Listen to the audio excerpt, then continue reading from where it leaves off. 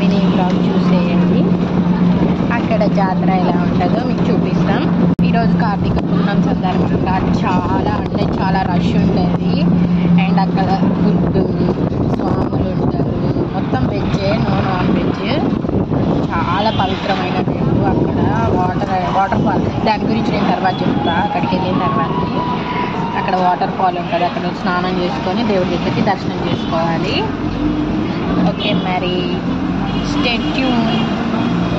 వేదాకైతే free seat, ఒక seat. మేము ఇటు ఆంధ్ర కాబట్టి మాకు ఫ్రీ బస్ లేదు, టికెట్ అయితే తీసుకుంటాం.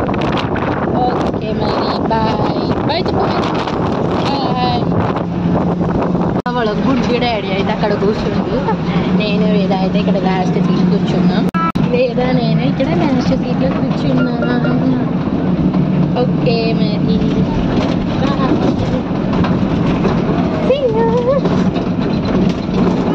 గుర్జాల వచ్చినామని గుర్జాల బస్ స్టాండ్.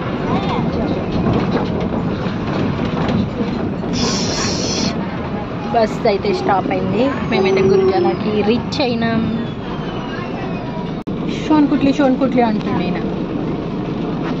సిగ్గు మాత్రం పోదు. సాయి ప్రసన్న వీడియో చూడడానికి సిగ్గుండదని నా వేది ఫోటో చూడండి, ఇంత దర్జాగా కూర్చొని.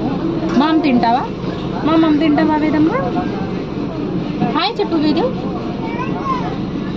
హాయ్ అయితే చెప్తుంది బాగా. హాయ్ ఫ్రెండ్స్ అనగానే మస్తు యాక్టివ్ అయిపోతుంది. రే నేను అమ్మాయి సిగ్గుపడ్డానికి బక్క పీనిక లెక్క ఉంది కదా. నేను కూడా బండ ఉన్నా. गुरुजाला बस स्टैंड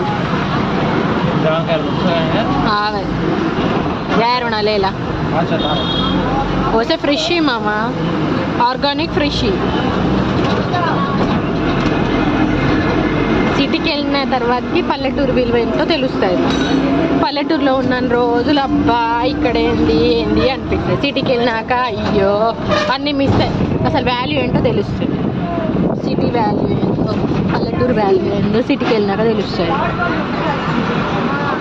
ఇదైతే Gurazala bus stand. Okay friends bye. మేము అక్కడికి వెళ్ళిన తర్వాతకి అన్ని వీడియోస్ అప్లోడ్ చేస్తాం. అక్కడ జాతర ఎట్లుంటుందో అన్నీ చూపిస్తాం. ఓకే బాయ్ మరి. Okay friends bye.